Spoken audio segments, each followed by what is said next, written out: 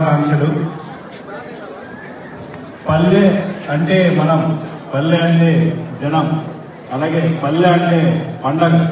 అలాంటి పండగను ఈరోజు కువైట్కి తీసుకొచ్చిన ఈ ప్రవాసాంధ్ర రెడ్డి అసోసియేషన్ చాలా అభినందనీయం. అలాగే ఈరోజు మనం చూస్తే ఈ అసోసియేషన్ తరఫున దాదాపు 3 కోట్ల దాకా ఆర్థిక సహాయం చేయడం అనేది మామూలు విషయం కాదు. అలాగే దేవుడు వాళ్ళకి రేపొద్దున కూడా మరెన్నో ఇలాంటి అవకాశాలు కల్పించాలని సభాముఖంగా తెలియజేస్తున్నాను.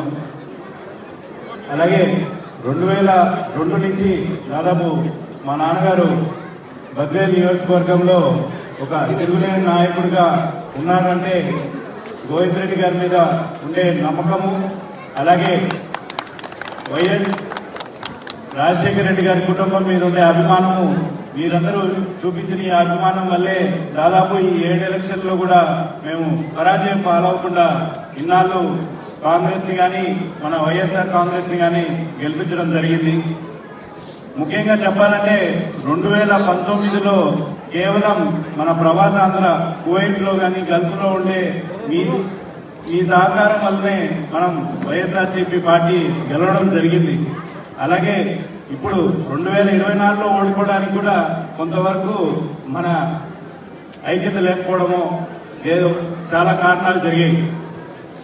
మొన్న మనం చూస్తే జగనన్న మనకి ఒక వీడియోలో చెప్పారు, 2019 నుంచి 24 దాకా నేను కేవలం జనాలనే చూసుకున్నాను, నా కార్యకర్తలు నేను అంత పట్టించుకోలేదని. అది నిజంగా మనమందరం కొంచెం చాలా కష్టకాలంలో ఉండినాము. ఒక 5 ఏళ్ళు మన ఆర్థికంగా కూడా పెద్దగా ఎదగలేదు. ఈ 5 ఏళ్ళ తర్వాత జగనన్న రేపొద్దున మనం ప్రభుత్వంలోకి వస్తే ఖచ్చితంగా 2.0 మన కార్యకర్తల కోసమే అని ఆయన సభాముఖంగా కూడా చెప్పడం జరిగింది. అలాగే మేము కూడా బద్వేల్ నియోజకవర్గంలో నేను కానీ నాన్నగారు కానీ కేవలం కార్యకర్తల కోసమే పనిచేస్తామని ఈ సభాముఖంగా తెలియజేస్తున్నాను. మీకు ఇక్కడ ఉండే కువైట్ వాసులు దాదాపు చాలా మంది బద్వేల్ నుంచి ఉన్నారు, అలాగే రైల్వే కోడూరు రాజంపేట నుంచి ఉన్నారు.